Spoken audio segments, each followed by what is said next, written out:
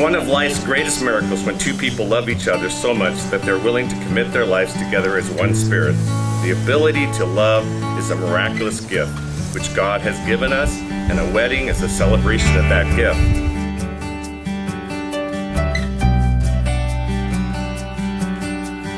Happiness in marriage is not something that just happens. A good marriage must be created. In the art of marriage, the little things are the big things. It is never being too old to hold hands. It is remembering to say, I love you at least once a day. It is never going to sleep angry. It is standing together facing the world. It is forming a circle of love that gathers in the whole family. It is doing things for each other, not in the attitude of duty of sacrifice, but in the spirit of joy. It is not only marrying the right partner, it is being the right partner. It is discovering what marriage can be at its best. We met online. We met on the Bumble app. And we met on a 104-degree day. We met on the corner of 4th and Fayette in Conshohocken, Pennsylvania.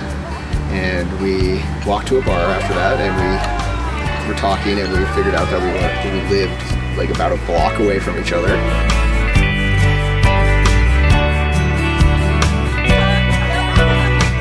The proposal's funny because I was gone the entire month of February. I was traveling to Jacksonville for a week, and then I spent 3 weeks in Belgium. And I had kind of played it off like, oh, we should go hiking when I get back. We had gotten a nor'easter like on Wednesday before we were planning on going hiking, planning before I was going to propose. And I was like, oh, do you still want to go? She's like, yeah, no, we definitely need to go. We need to get Tony out. And so we went out, we hiked for a little bit, and then I proposed at the very end. I was in the snow, kneeling down, and she was just crying. I was like, you could say yes, but no, she eventually said yes. And then I had planned for surprises, so I told her 3 best friends, hey, meet at Amber's parents' house afterwards. So she walked in, not knowing that anybody was there, and she turned around, she goes, people are here! Amber, I love you. I can't wait to be your husband. I'm looking forward to this day for a very long time, as you know. And I just want to say I love you, and Tony, of course. Can't wait to be your husband again. And Jesus said in Matthew chapter 19, so then they are no longer two, but one flesh, cleaved. Therefore, what God has joined together, let no man separate. I believe in you. The person you will grow to be. The person you will grow to be. And the couple we will be together. And the couple we will be together. With my whole heart. With my whole heart. I take you as my husband. I take you as my husband. Acknowledging and accepting your faults. Acknowledging and accepting your faults.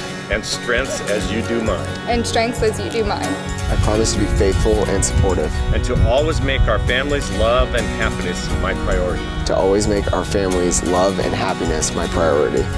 I will be yours in plenty and in want.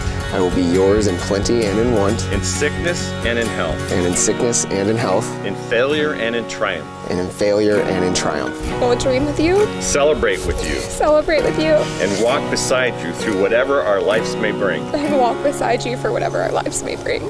You are my person. You are my person. My love and my life. My love and my life. You are my person. My love and my life. My love and my life. Today and always. Today and always.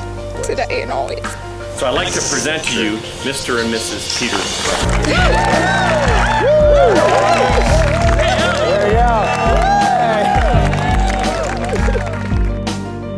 The day we met you, Pete, you know, we liked you. We knew you were a good guy, and it just continued to grow the next 3 years. And we couldn't be happier as a father. I couldn't be happier for the guy my daughter chose.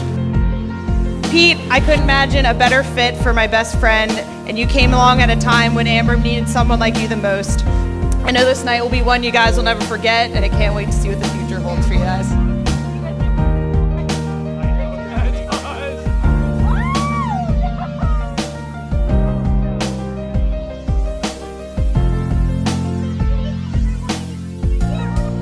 Ladies and gentlemen, I need you to put your hands together for the brand new Mr. and Mrs. Peter Brown.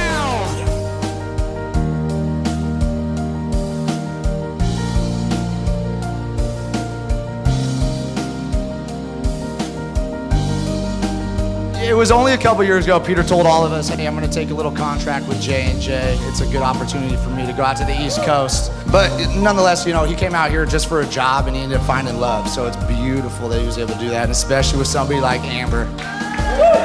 And Pete, I knew you were the one for Amber when you let me comb your beard and when you showed up at the Christmas Eve party with Christmas ornaments in your beard. Amber, I don't know what to say besides I love you and you're truly beautiful inside and out.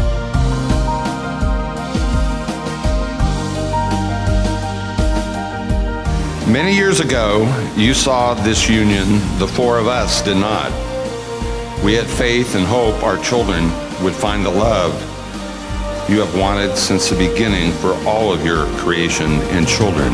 I'm very fortunate to have a new daughter-in-law. I'm very thankful to have 3 wonderful Mrs. Browns in my life.